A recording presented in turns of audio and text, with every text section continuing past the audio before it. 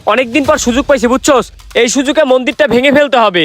এই এলাকায় হিন্দুদের কোনো অস্তিত্বই রাখবো না। এই তুই ঠিকই বলেছিস, এই হিন্দুদের জ্বালায় না দেশে থাকা যাচ্ছে না। এবার একটা কিছু করতে হবে, এই দেশে শুধু আমরা মুসলিমরাই থাকবো, কোনো হিন্দুর ঠাঁই হবে না। তাইলে আর দেরি কিসের, চল এই মন্দিরটা ভেঙে ফেলি। এই মন্দিরটা ভেঙে এলাকায় বাদ বাকি যে কয়টা মন্দির আছে সবগুলো ভেঙে ফেলবো। চল।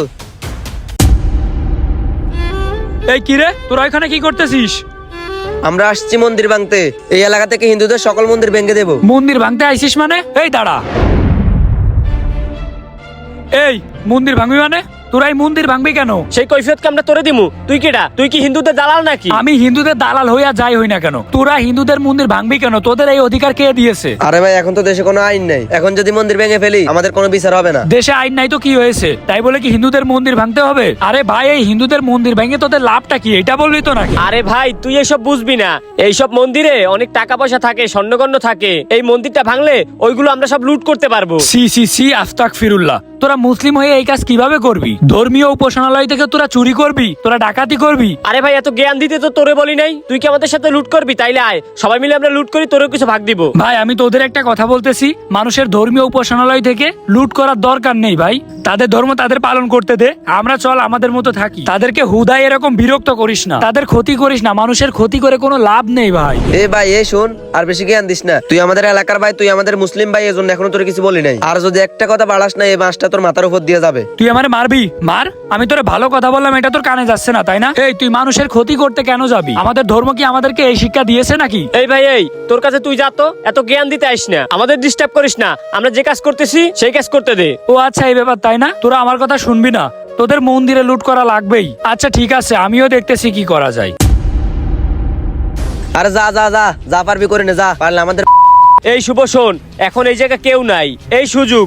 এখন আমরা মন্দিরের ভিতর ঢুকবো, মন্দিরের ভিতর সোনা গয়না টাকা পয়সা যা আছে সব আমরা লুট করে নিয়ে যাব। চল। ঠিক আছে, চল। হুজুর, আমরা কি দোষ করেছি বলেন? আমাদের মন্দিরে কেন লুট করা হলো? লুট করবো না তো কি করব? তোদের যে দেশ থেকে তারাই দি নাই, এইটাই যে তোদের ভাগ্য। হুজুর, আপনি ওরা সাফ সাফ বলে দেন, ওরা যেন কালকের মধ্যে বস্তাবাড়ি সব গুছাইয়া এলাকা ত্যাগ করে। কেন ভাই, আমরা কি করেছি?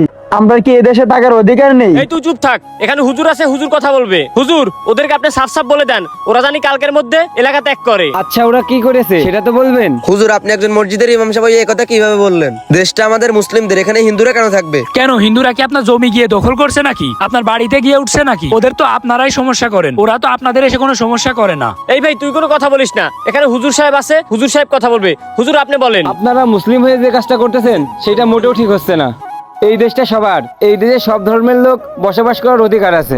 হুজুর, আমি এইটাই তো এতক্ষণ ধরে ওদেরকে বুঝাইতে চাচ্ছি। এই দেশটা কি ওদের বাপের নাকি যে ওরা হিন্দুদেরকে বের করে দিবে? আমাদেরও যেমন এই দেশে থাকার অধিকার রয়েছে, ওদেরও তো থাকার অধিকার রয়েছে। ওরা তো আর ভাইসে আসে নাই। ওরা কি দোষ করছে? ওরা কেন দেশ থেকে চলে যাবে?